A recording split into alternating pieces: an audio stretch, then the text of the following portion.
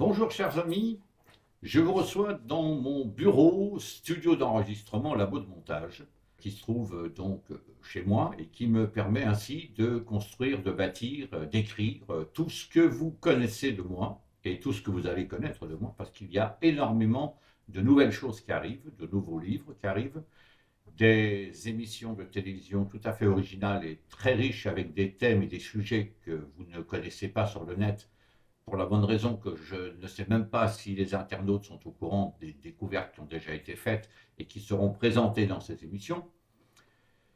C'est ici que se bâtit en quelque sorte le nerf de la guerre, le début du commencement, et ensuite bien sûr ça peut aller beaucoup plus loin et techniquement beaucoup plus élaboré selon les collaborations que j'ai avec les uns ou les autres, que ce soit des personnes physiques ou des personnes morales, des sociétés, des organisations avec lesquelles je travaille. Alors je vais d'abord vous présenter un petit peu le matériel tel que je l'ai ici installé. Alors en tout premier, l'étagère, on va dire pratique, où j'installe évidemment tous les papiers qui me sont nécessaires pour la correspondance, que ce soit le papier en tête, que ce soit les enveloppes, que ce soit les formulaires, lettres recommandées, etc., ainsi que l'imprimante, qui est une imprimante laser couleur quand même, hein, donc qui me permet de sortir des documentations, des dossiers, des lettres, avec évidemment une qualité très proche de celle de l'imprimerie. Juste à côté, vous avez le prompteur. Alors ce prompteur, c'est un appareil qui vous permet de faire défiler sur une vitre un texte que vous pouvez lire, tout en étant filmé par une caméra disposée derrière cet écran vitré et qui est mise évidemment sous le voile noir pour n'avoir aucun reflet, n'avoir aucune gêne au niveau du tournage. Alors c'est un prompteur, c'est très pratique dans la mesure où quand vous avez des textes un petit peu techniques avec des dates, des lieux ou des données techniques liées aux découvertes qui ont été faites, c'est très pratique de pouvoir lire un texte que vous avez préparé sans chercher dans votre mémoire des éléments qu'il est pratiquement impossible de retenir de mémoire. Il y a souvent, vous le voyez simplement pour ceux qui ont l'intégralité des ouvrages de civilisation antédiluvienne, que c'est extrêmement difficile, ce serait extrêmement difficile d'essayer de retenir tout ce qui est écrit dans ces 10 volumes. Donc le prompteur, c'est sa mission. Vous allez le voir en fonction dans très peu de temps, dans un certain nombre d'émissions, tout simplement parce que c'est beaucoup plus pratique pour moi pour pouvoir vous donner l'information la plus précise possible et sans hésiter, sans temps mort, sans etc.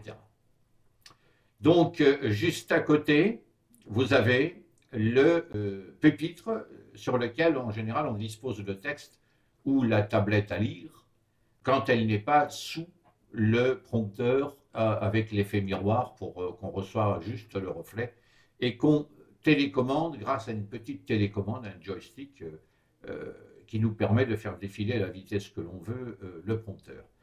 Cette tablette de lecture est aussi un moyen d'avoir un certain nombre de documents sous les yeux pendant qu'on travaille pour aller y pêcher des informations qui souvent nous manquent. Voilà. Donc cette tablette, ce pupitre, sert essentiellement à, comment dirais-je, aller pêcher des informations qui nous manqueraient au cours du discours, au cours de la lecture, par exemple devant le prompteur, mais même sans prompteur, si on a quelque chose une chose importante à dire et qu'on ne voudrait pas omettre, oublier, etc. À côté, vous avez le micro sur perche, qui est équipé bien sûr de sa bonnette et qui est équipé aussi de l'anti-pop pour éviter justement qu'il y ait des bruits de claquements, des bruits de bouche, comme on dit, dans le milieu, et qui peut se travailler aussi avec un casque. C'est d'ailleurs un Sennheiser, un très très bon casque, avec lequel je travaille quand je dois enregistrer dans un silence absolu. À côté de ce micro se trouve l'ordinateur central sur lequel se trouve tout mon travail, tous les bouquins passés, présents et à venir, et bien sûr se trouvent dedans tous les logiciels qui sont nécessaires, notamment pour le traitement de voix. C'est sur cet ordinateur et son écran additionnel, qu'on va voir incessamment sous peu là, que se trouve la matière pour travailler et le studio d'enregistrement. Alors ce studio d'enregistrement son, il est doublé. Il est doublé dans un autre ordinateur qui se trouve juste à côté de moi et qui fait tout à la fois le traitement de son, donc le studio d'enregistrement, mais en même temps le montage vidéo-cinéma. Après cet écran central, qui est donc l'écran additionnel de l'écran que vous voyez sur votre gauche, se trouvent les enceintes qui sont extrêmement compactes mais extrêmement puissantes et avec un son absolument parfait, qui permettent ainsi de travailler le retour son et de s'écouter lorsqu'on sait par exemple enregistrer. Sur le côté donc de cet écran se trouvent tous les montages vidéo, toutes les émissions qui sont en cours de montage, toutes les émissions qui l'ont déjà été, et beaucoup de vidéos montées que vous verrez très prochainement sur ma chaîne YouTube, la chaîne perso, et probablement ensuite sur la chaîne d'ATV Télévision, qui vient d'être remise en fonction, si je puis dire, avec une nouvelle équipe et un matos très différent. Nous sommes encore à la recherche du local pour abriter tout à la fois la partie studio d'enregistrement et la partie plateau TV. Ensuite, vous pouvez voir derrière plusieurs choses. Vous avez le panoramique anti-son avec le siège pour quand nous enregistrons une seule voix et qu'elle doit être enregistrée de manière correcte. Elle est bien sûr pilotée par l'ordinateur qui est là.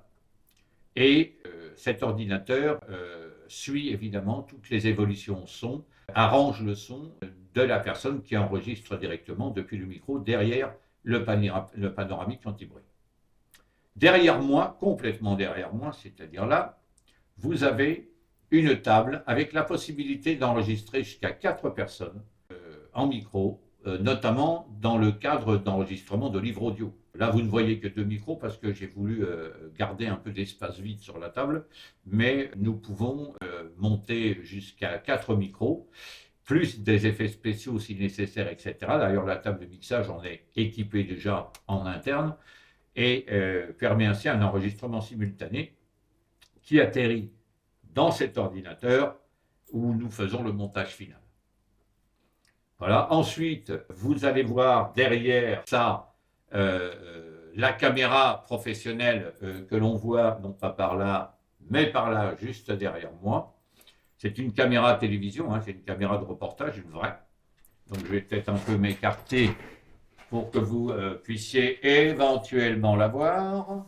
Est-ce que c'est faisable? Je suis un peu trop devant. Voilà, on la voit bien, là, voilà. Et cette caméra, donc, filme sur les plateaux TV, mais peut filmer n'importe où en extérieur lorsqu'on a des enregistrements à faire.